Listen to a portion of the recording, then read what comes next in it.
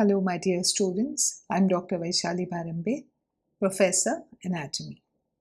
Today I'm presenting to you an embryology case, tracheoesophageal fistula. So, what is the case?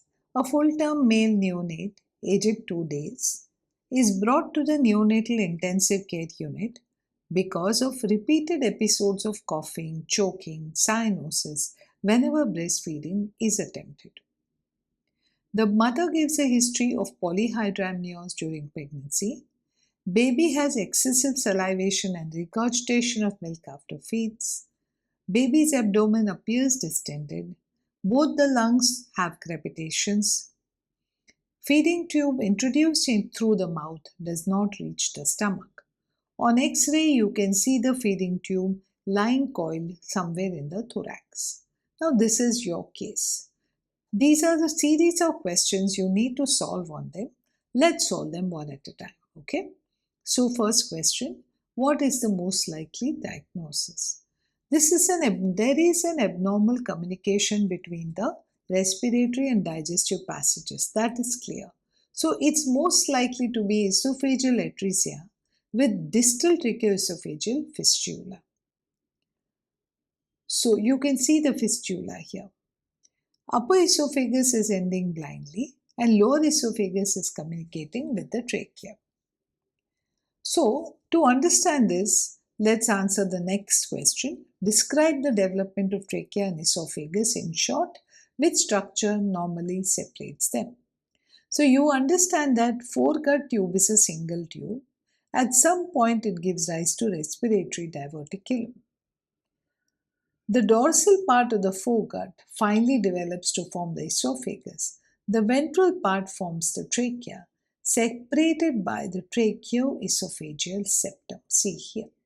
Okay. So you can see the dorsal foregut and you can see the ventral trachea separated by tracheoesophageal septum.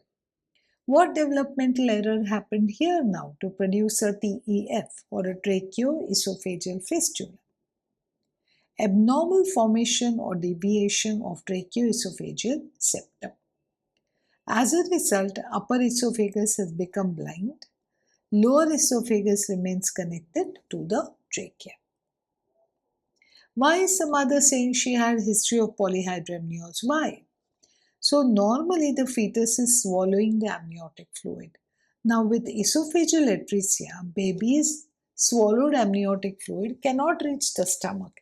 It remains collected outside and therefore amniotic fluid accumulates around the fetus, causing polyhydramnios. Why does the baby cough and become cyanosed during feeding? Now this is very simple.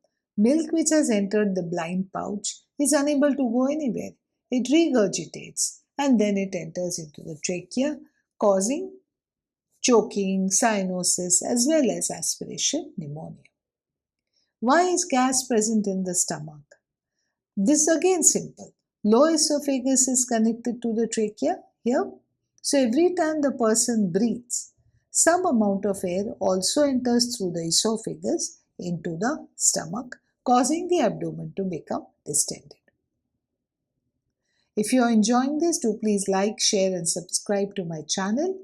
And now let's go to the next question. What are the varieties of tracheoesophageal fistula? This is type A, where there is only a esophageal atresia and there is no fistula formation. In type B, there is a proximal esophagus communicating with the trachea. Distal esophageal is atretic. In type C, there is a distal esophagus communicating with the trachea and proximal esophagus is atretic. This is seen in 85% of the cases and that's why we think that the case we are looking at is likely to be this one. Of course, the tube is lying coiled in the thorax. That's an important direction for us to believe that the case we are seeing is here. There is also a type where the upper and lower esophageal ends are atretic but communicate with the trachea. This is type D. And finally, there is a type A where the esophagus as well as the trachea are incomplete but they have a small little communication in between. So these are the different types of tracheoesophageal fistula you can encounter. So enumerate the clinical conditions and complications of this condition.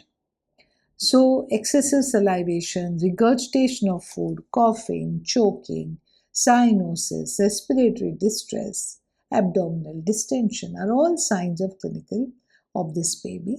Complications are recurrent aspiration pneumonia, severe respiratory infection, failure to thrive, and if untreated, baby may not survive.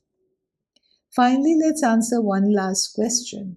The important question of why the feeding tube lay coiled in the upper chest, as seen here. Now the answer is obvious that if the upper esophagus is atretic, the coil is unable to pass forwards and therefore can be found lying in the atretic end of the esophagus. So I hope you enjoyed this visual journey through the development of trachea and esophagus and understood the case of newborn with tracheoesophageal fistula.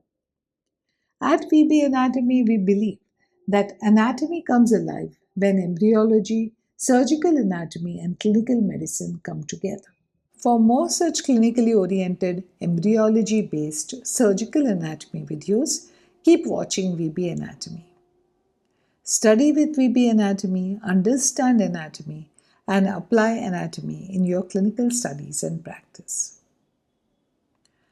So do visit our website vbanatomy.com to find detailed lectures, downloadable notes, surgical anatomy videos, and become a member of our VB Anatomy community. Come, let's learn together. Link is in the description section. Thank you, students. I'll see you in my next surgical anatomy video. Bye.